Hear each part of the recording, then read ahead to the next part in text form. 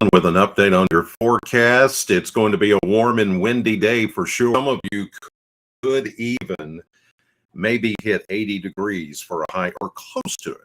Let's just say close to it, because some of the models are kind of like, well, it's going to be determined how far north a warm front comes in and brings in that much warmer air. It's going to be windy regardless, and it's going to be nice and spring-like 70s, even where there's not closer 70s or 80s. So not a bad day overall before we start to see some moving in, and that'll be late tonight. Here's a look at the satellite view this morning. And as you can see, we've got a few mid-level and high-level clouds off to the east, thicker clouds over toward the Cumberland Plateau. But overall, we're going to start with a mainly clear sky today. As we take a look at the maps here, and I want to show you exactly the progression of some of the rain as it begins to move. So we'll advance this forward. This is right now. As you can see, we're overall rain-free. As I advance it a little bit further off to the east, you'll be able to see, well, that's not what I wanted. This is just, that's a sounding. That's that's called. But anyway, let me hit the button here and make sure this goes like I would. Oh, it's not. So let me do this. Let me do it this way. You can see the showers that will be coming in. This is after midnight tonight. This is along the cold front. You can see the scattered showers, even a few rumbles of thunder, although I'm not looking for anything that's going to be significant overnight tonight. Scattered showers for the most part, and then it is after that that we begin to see more in the way of rainfall that could be heavy at times during the day tomorrow. Advance it into Sunday, and there you see the front just kind of stalls out over the area. Because of that, I think there could be these pockets, as you see there, more into the afternoon, Sunday afternoon and evening. Some heavier rain and thunderstorms will start to get going across the area. But because the front stalls, then any one of these little cells here could produce some heavy rainfall in a short amount of time. So you need to keep that in mind. Here we go into Sunday evening, advance it a little bit further, and we get into Monday as we get another lift of warm air. And as this next energy, notice that low pressure system over the Boot Hill of Missouri, that's going to kick up the energy here as we get into Sunday night and into Monday. And I am looking at a long line of thunderstorms. These would be the most intense that would be coming through, say, Monday afternoon and evening. And there you see it progressing during the late afternoon on Monday. That could be the ones that produce a little bit more in the way of strong to maybe severe storm Monday afternoon. So between now and then, I think it's just going to be general showers and thunderstorms, and then that's when we'll start to get a little better honing in on more in the way of severe weather Monday. And here's the Storm Prediction Center bearing that out. Back to the west. This is tomorrow.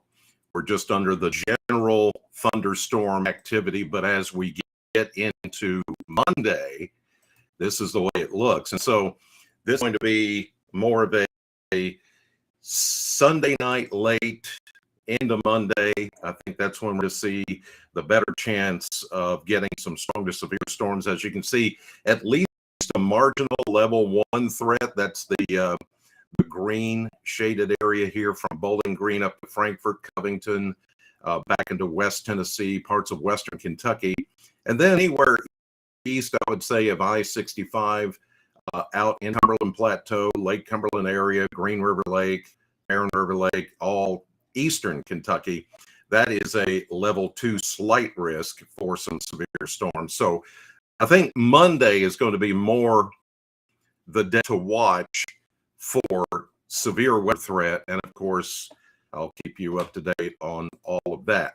Now, let's take a look at the long range here in the 7-day forecast. And as you can see, the blend of models, this is more of what we call an ensemble. This is where we take, if you were to take the different higher end model computer forecast models and put them in a blender, this is the average out for all of those.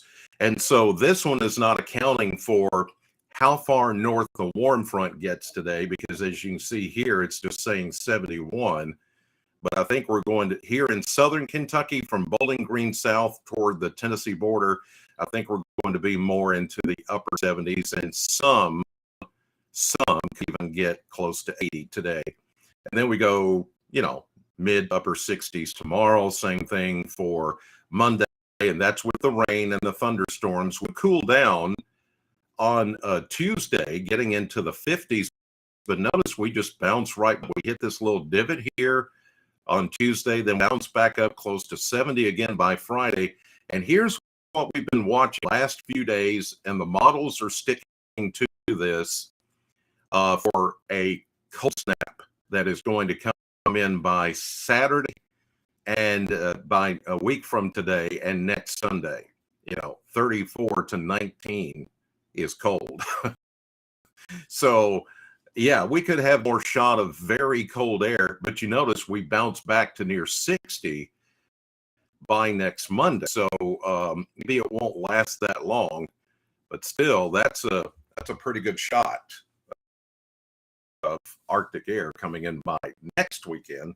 And I've got my Sam 100 point shirt on this morning because I will be out at the Sloan Convention for the Home Expo, 2022 Home Expo. I'll be there from 10 this morning until noon with Ace Hardware, and we'll be set up at a FEMA table. FEMA is going to be there. The 14th is the deadline. If any of you, the tornado damage, how big or small, if you damage, FEMA will be there for last minute signups for relief. Okay, so you need to get, if you haven't done it yet, you didn't go out to the old Sears in the mall and go through all that, or you didn't do it online, FEMA will be there at the Home Expo getting you some last minute assist if you need it. But the deadline is the 14th, so you don't have much time to get that done. And then they're gone. They're going to be gone from Bowling Green after the 14th. And then all assistance will be over. So I will be set up at the FEMA table, look at the SAM logo, and then look for Ace Hardware. Limited number of weather radios I have. So when they're gone today, they're gone. $38.99 each, and the model that you will be purchasing is exactly this one right here.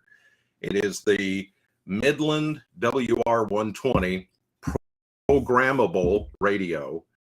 So I will be able on the spot to for your particular area. Now, some of the other models you can't do that with, but this one at 14 miles an hour. See, works great. To 24. Yeah. So there you go. And $38.99 plus tax, and Ace Hardware is throwing in the batteries, which is cool. So there you go. And I will be there from 10 until noon, and that's it. Just 2 hours today, this morning, once the expo opens. But we will be out in the lobby, not in the main exhibit halls.